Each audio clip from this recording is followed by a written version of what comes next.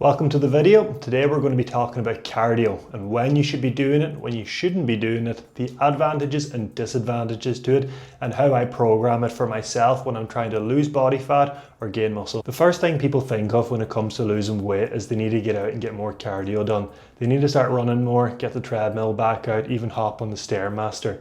But this just isn't the case. You see, if you just focus more so on your nutrition and your resistance training, this is going to save you so much time throughout the day, because you won't have to be doing endless amounts of cardio just to make sure you're keeping in a calorie deficit. Because at the end of the day, being in a calorie deficit is the only way you're actually going to lose weight. And that's why being in a calorie deficit is so important if your main aim is to lose body fat. Because if you were to just do cardio without focusing on your nutrients, you're not going to be losing the fat that you want to be losing. You're also going to be losing muscle with that body fat, because you want to be getting at least 1 gram of protein per pound of body weight to make sure you're retaining as much muscle mass as possible. And when you're wanting to lose body fat, that is the main aim.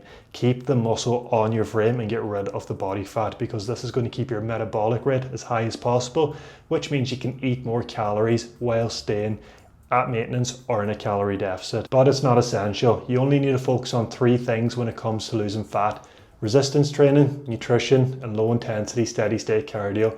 If you focus on a combination of those 3 things, you're going to lose fat and you're going to retain as much muscle as possible. So do you actually need cardio for fat loss? The answer to this is no, you don't.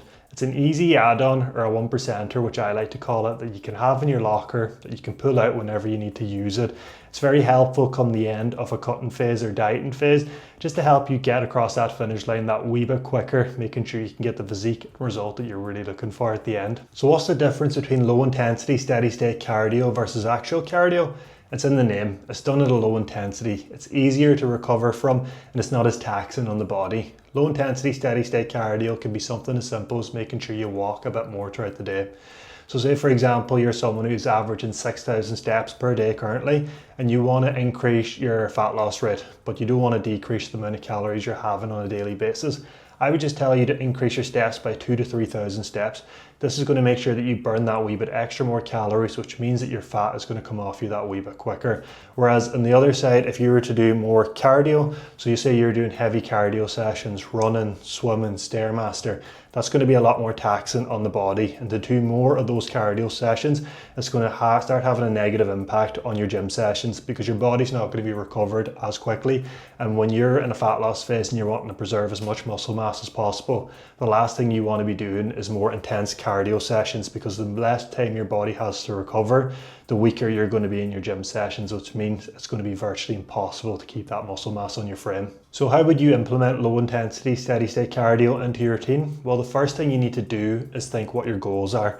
If your main goal is to put on size and build muscle, honestly, cardio is going to be at the bottom of your list. The first 2 things that you need to really focus on is going to be your nutrition and your resistance training. And out of those 3, the low intensity steady state cardio is going to be at the very bottom of that list. So you want to make sure that you're getting your calories in, making sure you're getting 1 gram of protein per pound of body weight, and making sure you're in a calorie maintenance phase or else a slight calorie surplus.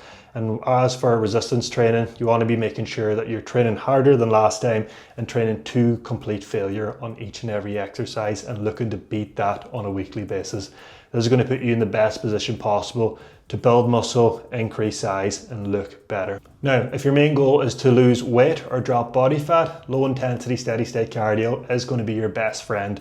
But the first thing you really need to focus on is your nutrition. We need to make sure that we get ourselves into a calorie deficit. Now look at the foods you're eating. If you're still eating like a child, this isn't going to be ideal. It's time to start eating like an adult, get ourselves into this deficit between 200 to 500 calories. Is going to be plenty to get us in a situation where we're dropping body fat and retaining as much muscle mass as possible. Then you can look to add the add-on tool of doing your low intensity steady state cardio. So say for example, you're currently averaging 6,000 steps per day. Let's look to increase that there by 2,000 to 3,000 steps. And this is going to put us in a good position where our expenditure is going to be increased, meaning we're going to burn more calories, which means that deficit is going to be increased. Because in an ideal world, you don't want to be constantly decreasing the amount of calories you're consuming on a daily basis.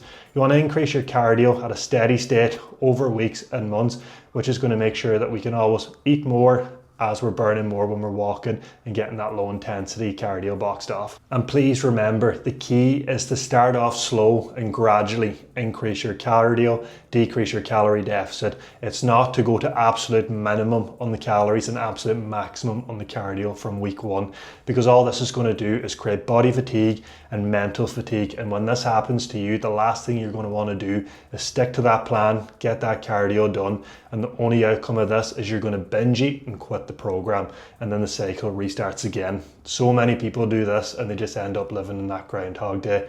Do not let this be you. Please take this advice on board, and if you like the video, please like and subscribe, and I'll see you guys in the next one. Thank you.